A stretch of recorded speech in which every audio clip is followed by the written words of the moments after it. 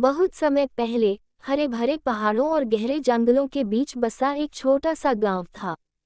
ये गांव अपनी प्राकृतिक सुंदरता और शांत वातावरण के लिए मशहूर था। गांव के लोग साधारण जीवन जीते थे, लेकिन उनकी सबसे बड़ी विशेषता थी उनकी कहानियों और लोककथाओं के प्रति रुचि। गांव में एक अनोखी कहानी पीढ़ियों से सुनाई जाती थी, जादुई बैगन का घर की कहानी। गांव के बाहर एक घने जंगल के बीच एक रहस्यमय जगह थी, जिसे बैगन का जंगल कहा जाता था। इस जंगल में तरह तरह के पेड़ पौधे और जानवर थे, लेकिन वहाँ एक विशेष चीज थी जिसे हर कोई जानता था पर कभी देख नहीं पाया, जादुई बैगन का घर। ऐसा कहा जाता था कि यह घर बैगनों से बना था और इसे केवल वही देख सकता था जिसकी नीयत साफ हो और दिल में सच्चाई हो। गांव में एक लड़का रहता था जिसका नाम अर्जुन था।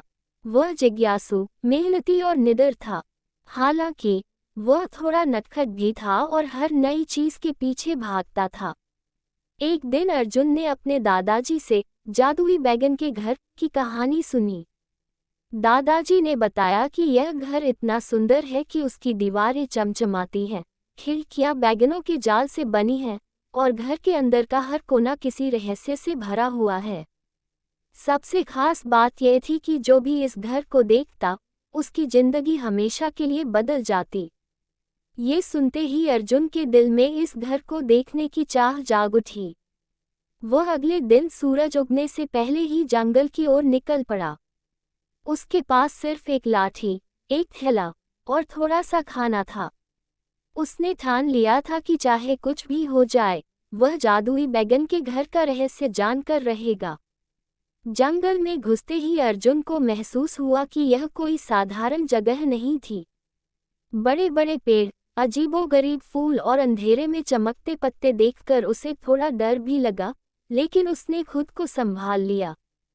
चलते चलते उसने कई जानवर देखे, कुछ तो इतने बड़े थे कि उसने पहले कभी देखे ही नहीं थे। अचानक उसकी नज़र एक बूढ़ी औरत पर पड़ी, जो एक पेड़ के नीचे बैठी थी। बूढ़ी औरत ने अर्जुन को रोका और पूछा, तू इस जंगल में क्या ढूंढ रहा है, बच्चे? अर्जुन ने ईमानदारी से जवाब दिया, मैं जादुई बैगन का घर देखना चाहता हूँ। बूढ़ी औरत ने मुस्कुराते हुए कहा, यह आसान काम नहीं है। इस जंगल में तुम्हारी परीक्षा होगी। अगर तुम सच्चे हो और तुम्हारे इरादे नेक हैं, तो ही तुम उस घर तक पहुंच पाओगे। अर्जुन ने सिर हिलाया और अपने सफर पर आगे बढ़ गया।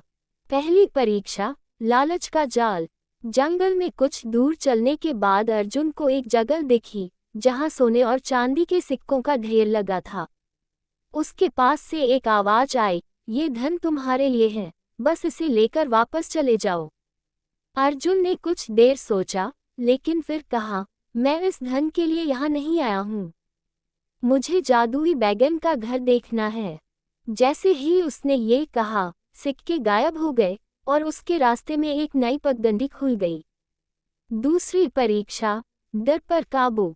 आगे बढ़ते हुए अर्जुन को एक अंधेरी गुफा मिली। गुफा के अंदर से डरावनी आवाजें आ रही थीं। गुफा के प्रवेश पर लिखा था, अगर तुम्हें सचमुच घर तक पहुंचना है, तो इस गुफा को पार करना होगा। अर्जुन ने अपनी लाठी कसकर पकड़ी और गुफा के अंदर घुस गया। अंदर हर तरफ अजीबोगरीब आवाजें और डरावने साए थे, लेकिन अर्जुन ने हार नहीं मानी। उसने अपनी हिम्मत से उन सायों को नजरअंदाज किया और गुफा के पार पहुंच गया।